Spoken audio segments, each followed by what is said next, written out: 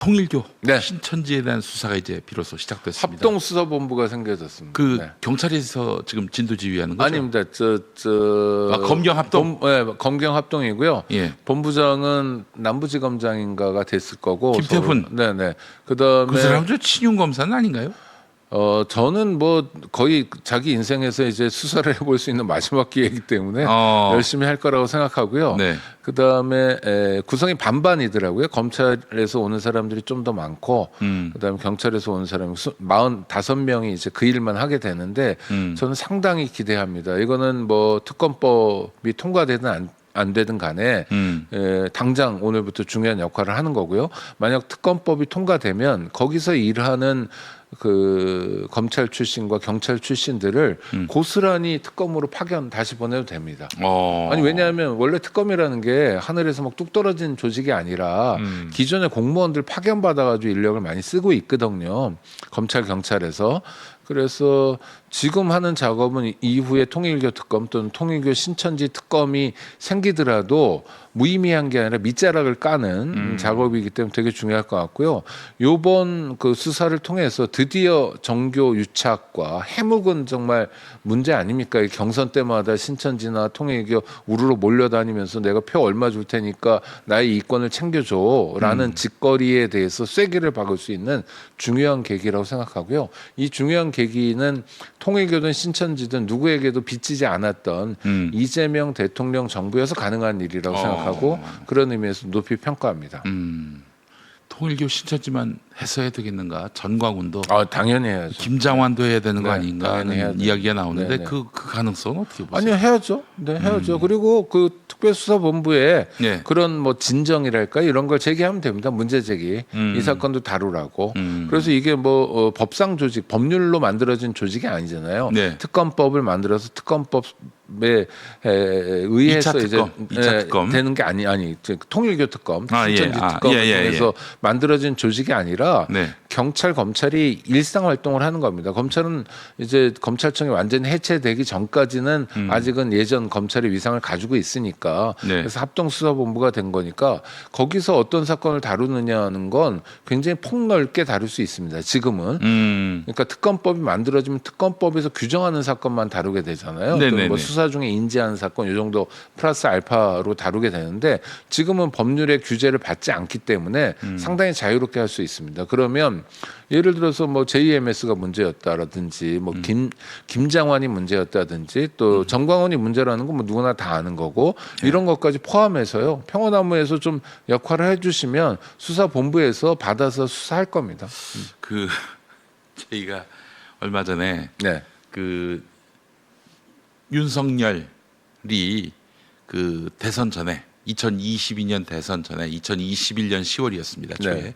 손해 왕자 때문에 논란이 빚어질 무렵에 개신교계의 그 흐름이 심상치 않으니까 여의도 순복음교회에 가면서 아내가 구약을 다 외운다. 네네. 그렇게 이야기를 해서 저희가 고발을 했고 윤석열이가 당선되니까 뭐 그냥 각하를 시키더라고요. 윤석열이가 아웃되고 곧바로 또 다시 저희가 경찰에다 넣었는데 또 각하가 됐습니다. 우리 이사장님은 신학 공부를 몇 년 하셨죠? 뭐 합치면은 그래도 10년 가까이 했죠. 10년. 예. 그 전에도 이제 신앙인으로 사셨잖아요. 그럼요. 예, 그러니까 신자로서. 예. 그럼 구약이든 신약이든 굉장히 친숙하실 텐데 네. 얼마나 외우세요? 저는 그 구약을 성경을 많이 외운다라고도 말할 수 없지만 네네. 기본적으로 구약을 외울 수는 없다고 생각합니다. 인간의 지혜와 그렇죠? 능력으로. AI가 아닌다. 제목은 외울 수 있습니다. 제목은. 제목 정도는 외우죠. 예, 창세기 출애굽 기래 위기. 예. 주일학교 때 배워가지고 제목은 외우지만 네. 그러니까 그냥 예.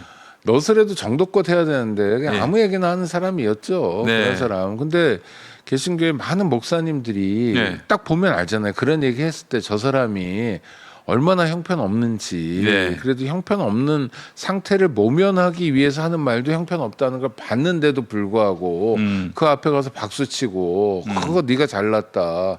네가 정권 창출을 해줄 사람이다라고 부추겨 세운 거는 좀 정말 창피한 일입니다. 근데 이제 그래서 저희가 네. 이번에 2차 특검이 또 시작되면은 그 문제를 다시 한번 거론해 보려고 했어요.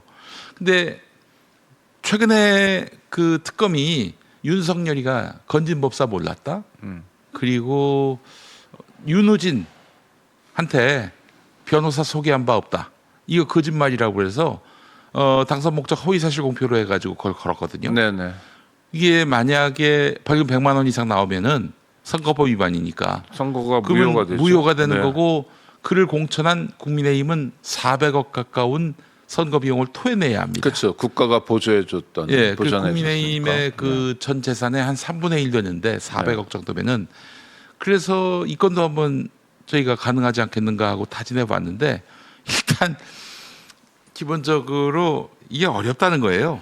그 두 번이나 이렇게 각하가 된 문제도 그렇고 그때는 외웠지만 지금은 못 외운다. 김건희가 이렇게 오리발 내밀면 그 뭐 어쩔 수 없다는 얘기죠. 아니요, 그 해석의 여지죠. 왜냐하면 인류 역사상 구약을 외운 사람이 한 명도 없었고, 한 명도 없어요. 하나님도 못 외울 겁니다. 그거는. 아니 그 전지전능하시니까. 근데 그거 말고 그냥 뻔한 거짓말이었는데 네. 그걸 뻔한 변명으로 넘어간다는 건 구체적으로 범죄를 구성하는 상황에서 네. 범죄자가 뭐 나는 뭐 불법인지 몰랐어요. 그러니까 용서해 주세요. 사람 때리면 범죄가 되는지 몰랐어요. 그래서 때렸어요. 하는 변명 있잖아요. 불법의 무지라고 그러는데 그런 것들을 다 우리가 받아주지 않거든요. 네. 그러니까 범죄자의 변명은 자기 방어를 위해서 진언할 수 있어요. 그러나 그렇다고 해서 국가가 변명하는 대로 다 그 귀담아 듣고 맞아 네 말이 옳아 이렇게 할 수는 없는 거고 구체적인 범죄냐 아니냐만 냉정하게 따져보면 되는 건데 네. 명백한 선거법 위반이죠 그거. 그 다시 한번 도전해봐도 될까요? 아 그럼요. 예. 네. 근데 안 될 거라고 그렇게들 보는 분들이 많아가지고 아니 근데 지금 이재명 대통령의 경우는 야당 대표 때 그 내가 박근혜 정권으로부터 압박을 받았다라고 얘기했다고 허위 사실 그러니까 공표로 해가지고 그게 또 그 재판정에 올랐거든요. 그럼요. 뭐예요? 아니 압박을 받았다는 건 내 느낌을 얘기하는 거 아니에요? 그게 어떻게 사실관계가 될 수가 있어요? 그게. 아니 그래가지고 이제 대통령 출마도 못하게 만들었던 게 윤석열 정권 조희대 법원의 작품이었잖아요. 네. 근데 저는 뭐 하나의 사건을 가지고 그 피의자 신분에 있는 사람 어떤 특정인을 반복적으로 괴롭히는 건 해서 안 되는 일이라고 생각하지만 네. 윤석열의 경우는 다릅니다. 다르죠. 윤석열은 이 친구는. 대통령이었잖아요. 그러니까 네. 대통령이었고 특히 검찰총장 출신 대통령이었기 때문에 그에 대한 수사는 온전하지 못하고 제대로 진행되지 않았어요. 그의 부인에 대한 수사마저 제대로 진행하지 않았던 검찰입니다. 그러니까 그동안은 뭐랄까 시간이 멈춰 있었던 거고 국가 작용이 멈춰 있었던 상황이거든요. 그러니까 지금 다시 봐야죠. 그래서 이거는 뭐 일사부재리의 원칙으로 따져볼 것도 아니고요. 이거는 그냥 수사라는 건 실체적 진실의 발견이라는 형사소송의 대원칙으로 볼 문제입니다. 네, 알겠습니다. 용기를 얻어서 네. 다시 한번 추진해 보도록 하겠습니다. 아니 매번 각하를 시키니까 아니 구약을 외운다는 건 뻔해요. 거짓말이죠. 구약 성경 39권, 그 927장인가? 그럼 만절이 넘어갑니다. 그거 다 외워야 된다는 건데 그 가능하지 않은 일인데 그렇게 해서 기독교인들의 환심을 사가지고 그 위기에서 벗어나려고 하는 게 뭡니까? 당선 목적의 허위사실 공표 아닙니까? 아니 그래가지고 환심을 산다고 생각하는 그 발상 자체가 끔찍하지 않아요? 너무 그러니까 엉터리잖아요. 윤석열의 발상이 끔찍하지요. 예, 알겠습니다.